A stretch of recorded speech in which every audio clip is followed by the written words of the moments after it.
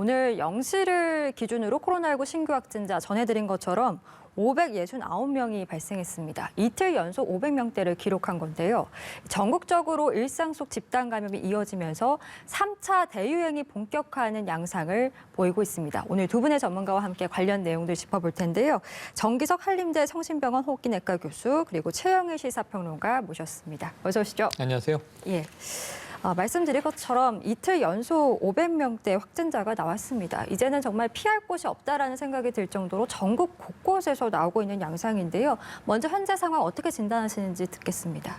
예, 이렇게 대대적인 기세로 올라가는 것은 처음 보는 것이죠. 예. 1차, 2차하고 달리 아마 우리는 상당히 혹독한 이 경험을 하게 될 가능성이 매우 높은데요. 특히 지금 서울, 경기는 그전에 가장 높았던 점들을 다 올라갔습니다. 예. 다 상승을 하고 있고 서울, 경기만 합쳐서 300명이 넘고 있는데요. 이번에 이 패턴의 특징은 보면 지난 2차 유행 때 서울에서 대량 환자가 발생했을 때는 짧은 기간에 많은 환자가 단기간 발생하고 그다음부터 쭉 가라앉는 추세였어요. 예. 근데 지금은 한 2주에 걸쳐서 조금씩 상승하다가 지금은 급격히 상승을 했기 때문에 한번 이렇게 발동이 걸리면 금방 가라앉지는 않습니다. 특성상.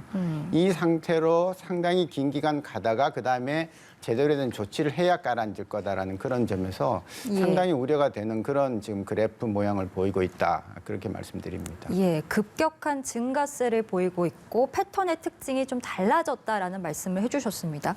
3차 유행의 가장 큰 특징이라고 하면 1차, 2차 때와 달리 이렇게 뭔가 대규모 감염이 있다기보다는 이미 일상 곳곳에서 네. 스며들어서 감염이 나오고 있는 그 부분 아니겠습니까? 이런 확산세가 좀 언제까지 지속되리라고 보시는지요? 장기간 간다고 각오를 해야 되겠죠. 왜냐하면 이게 너무 무서운 일이 1차, 2차 때와 다른 거에 아까 말씀 주셨지만 방역당국이 가장 곤혹스러운 대목은 중심 집단이 없다.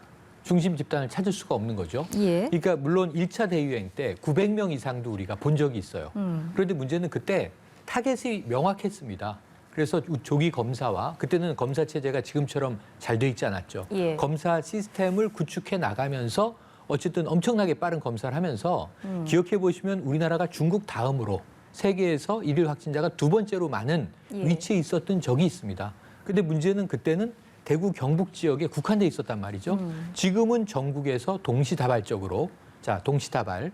두 번째로는 40세 이하 젊은 층이 지금 과반 이상 확진자로 나오고 있다. 따라서 이 무증상 감염이 많고 조용한 전파가 굉장히 곳곳에서 벌어지고 있을 상황. 그 세 번째로는 감염 경로를 찾아내는 역학조사가 우리의 강점이었어요. 예. 끝까지 추적해서 어떻게든지 찾아냈었는데 이제는 역학조사를 할 수 있는 범위를 넘어섰습니다. 그러니까 문제는 우리의 K방역의 강점이 먹혀들기 어려운 바이러스의 확산 지형으로 전환돼 버린 거거든요. 예. 그렇다면 우리는 작전 계획이 바뀌어야 되는 거죠. 그런데 이제 그런 면에서는 지금 우리가 또 처음 가보는 길을 올 겨울에 다시 맞았기 때문에 예. 당분간 이 추세를 우리가 꺾기 위한 방법을 또 안착시킬 때까지는 과도적인 혼란 또는 확진자의 증폭 이건 계속될 것으로 봅니다. 예, 장기화가 불가피하다라는 말씀이신데 이제 거리두기를 격상하지 않았습니까? 그러면서 상황이 좀 좋아져야 하는데 일단 전문가들은 한 다음 주 중에는 이 효과가 나타나야 된다라고 보는 것 같습니다. 그런데 만약에 다음 주에도 지금과 같은 상황이 계속된다라고 하면 그 다음 스텝은 어떻게 할 것인가? 어떻게 우리가 대책을 세워 나가야 되겠습니까? 예, 사실 상황을 매일매일 보면서 판단하는 거겠지만서도요. 지금 특히 수도권 같으면은 이제 그 2단계, 특히 서울은 강화된 2단계 한 지가 이제 3일째 접어듭니다. 예. 그럼 뭐 다 예상하시는 바와 같이 주말에 줄어들고 다음 주 초에 꺾여야 되는데요. 아마 잘 안 꺾일 겁니다. 지금 이 4,500명 선은 전국적으로 4,500이지만 서울, 경기 한 300명 선은 그렇게 쉽게 안 꺾일 겁니다. 예. 그러면 어떻게 하느냐는 것이죠. 그러면 우리가 5단계 새로 만들면서 설정해 놓은 400, 500명 전국적으로 예. 그다음에 수도권 같으면은 2배가 계속되는 그런 면들 이런 것들이 있기 때문에 지금 좀 급하긴 하지만 저는 그 원칙대로 따르면 저는 다음 주 화요일이나 목요일 정도에 2.5단계 수도권 2.5단계 서울 같으면 조금 더 단계를 더 강화하는 그런 방향으로 갈 것이 거의 자명하고 예. 또 서로 그게 뭐 숫자가 좀 적게 나온다 할지라도 저는 가야 된다고 보는 겁니다. 지금 이 기세가 안 꺾일 거기 때문에 한번 끝까지 아주 세게 눌러주고 그다음에 어떻게 하면 빨리 해제를 해서 경제를 조금 살필 것인가에 대해서 예. 고민하는 것이 차라리 긴 기간을 어중간하게 가는 것보다는 낫다 그렇게 봅니다. 예, 선제적인 조치가 필요하다는 말씀이신데 안 그래도 정부가 이제 거리두기 단계 격상 여부를 이번 주말에 결정을 한다고 하더라고요. 역시나 같은 의견이십니까? 2.5단계 이상으로 격상을 해야 된다고 저는 보시는지요? 같은 의견인 것이 지금 제가 이해한 기준은 지금 우리가 3단계가 최고 심각 단계인데 예. 그 사이에 1.5와 2.5가 신설이 돼서 5단계, 5단계 체제로 전환돼서 시행하고 있지 않습니까? 근데 이게 숫자도 있지만 숫자에 대한 기준이 마련돼 있지만 제가 그 말씀을 방송에서 드릴 때 예. 인식은 1단계 생활 방역 그리고 1.5단계와 2단계는 지역의 위기가 왔을 때 지역적인 방역 수준이고요. 예. 2.5와 3단계는 전국 수준이에요. 지금 바이러스가 이 3차 대유행이라고 우리가 사실상 부르고 있는데 이게 지금 지역적인 특정 지역 문제인가요? 전국 문제인가요? 계속 나오고 있는 상황을 보면 17개 광역지자체에서 모두 다 나오고 있어요. 예. 수도권을 빼도 지금 180명대 비수도권에서 나오고 있는데 이건 지금 전국적 유행이라는 거예요. 근데 이럴 때 안 올리면 언제 올리나요? 더 떨어지고 나서는 의미가 없잖아요. 그래서 저는 3단계가 800명에서 1000명이 평균적으로 나오게 된다면 예. 3단계 간다. 우리가 3단계를 볼 일은 없겠지. 지금 이 증가 추이라면 볼 수 있다는 겁니다. 예. 그러니까 문제는 말씀하신 대로 지금 조금 이르다 싶어서 눌러줘야 우리가 한 2주 후 정도에 조금 수치로 줄어드는 것을 체감할 수 있게 될 텐데 이게 항상 시간차가 있다는 걸 생각해 봐야죠. 예. 자, 2단계로 올렸으니까 다음 주부터 효과가 나타날 거야. 지금 오늘의 현실을 보시라고요. 할 일을 다 하고 있습니다, 우리가. 뭐 이 봉쇄나 이동 제한이 없잖아요, 우리는. 다만 9시 이후에 식당에서 술자리 같은 건 하지 말자. 예. 연말에 송년회는 취소하자. 대규모 모임 하지 말자. 결혼식이나 장례식은 100명 미만으로 제한이 들어왔어요. 그 외에 우리가 출근하고 퇴근하고 사람 만나고 밥 먹고 식당 가고 다만 카페는 앉지 못하는 카페 예. 제과점 정도의 제한이 있지만 이 외에도 지금 나오고 있는 상황을 보면 저는 잘 지키는 분들은 문제가 없다고 보는데 대다수 지키지 않는 소수를 통해서 끊임없는 N차 감염은 일어날 수 있기 때문에 조금 안타깝죠. 공동체가 함께 고생해야 된다는 점에서 안타까움이 있지만 예. 강한 시그널을 주기 위해서는 올릴 필요가 있다라고 정 교수님 말씀에 동의합니다. 예, 두 분 다 전격적으로 상향을 해야 된다라는 말씀이셨습니다. 그런데 지금 2.5단계를 시행하는 곳이 있습니다. 바로 네. 군부대인데요. 이제 최대 규모의 집단 감염이 나오자마자 군부대는 선제적으로 2.5단계로 격상을 했습니다.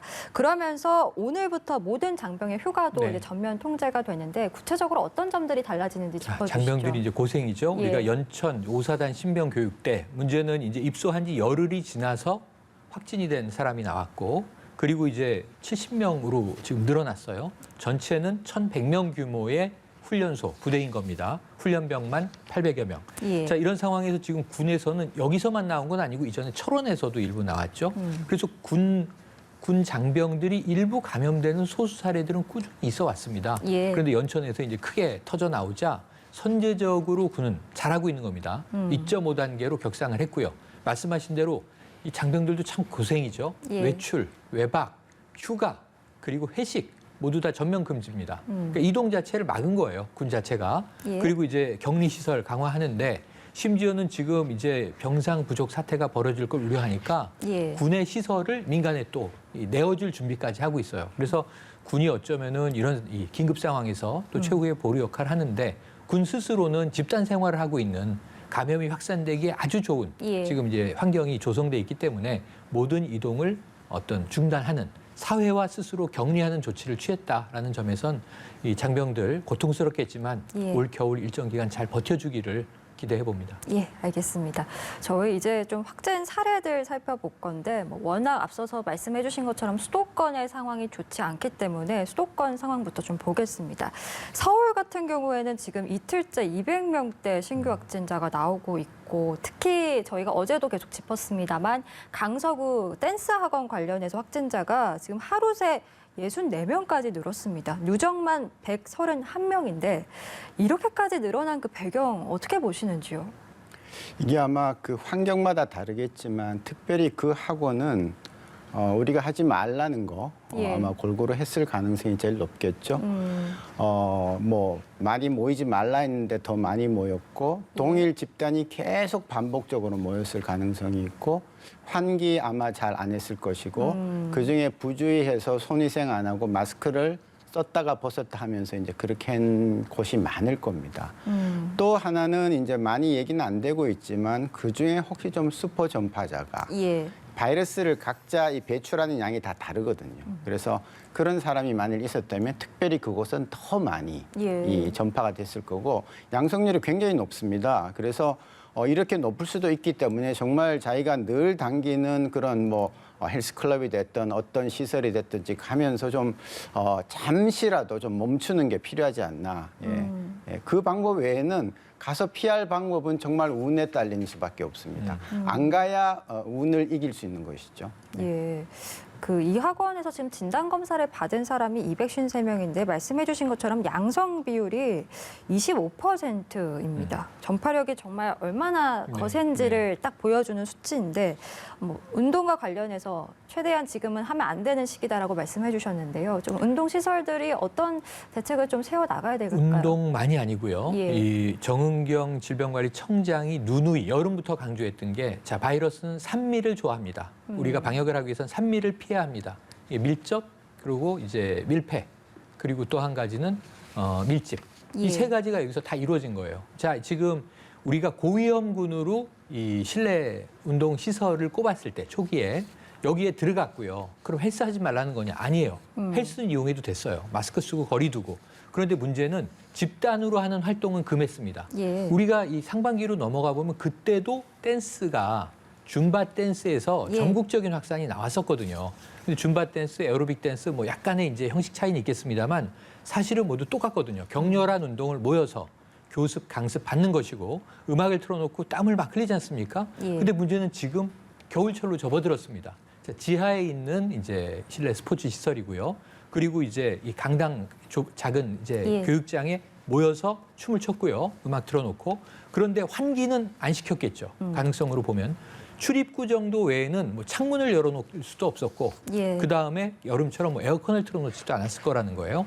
그럼 이제 밀접, 밀집, 밀폐. 이 세 가지가 완벽하게 만들어진 공간에 다수가 들어와서 다만 거의 대부분은 마스크를 썼다고 지금 보도가 됐습니다. 예. 하지만 우리가 중요하게 생각하는 마스크만으로도 막을 수 없는 그러한 상황이 이제 연출될 수밖에 없었다. 이 점에서는 조금 지금 상황에서 이 무리한 운동 모임을 했던 것 아닌가 싶긴 한데 예. 문제는 산악회도 있고요. 계속 퍼지고 있거든요. 실외. 그러고 이때는 1단계였기 때문에 생활방역 단계였기 때문에 이분들을 또 뭐라 할 수만은 없어요. 예. 다만 전반적으로 이런 일이 벌어질 수 있다는 걸 우리가 경각해야 되고 자, 강서구는 자체적으로 3단계로 최고 단계로 격상했습니다. 예. 기초지자체에서. 근데 이게 참 안타까운 얘기지만 큰 의미가 없다. 서울이 강서구 내에서만 공동체가 이루어지는 게 아니잖아요.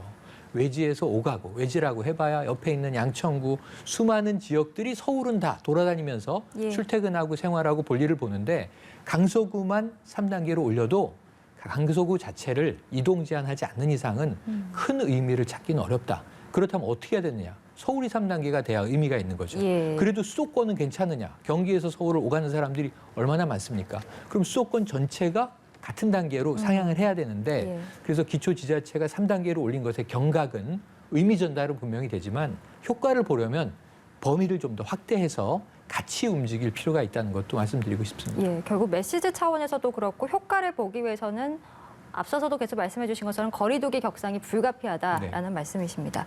예, 그리고 또 충남 공주 사례도 짚어보겠습니다. 앞서 취재기자 저희가 연결해봤는데요. 푸르메 요양병원 관련해서 지금 어제 하루 확진자 수가 21명이 추가가 됐습니다.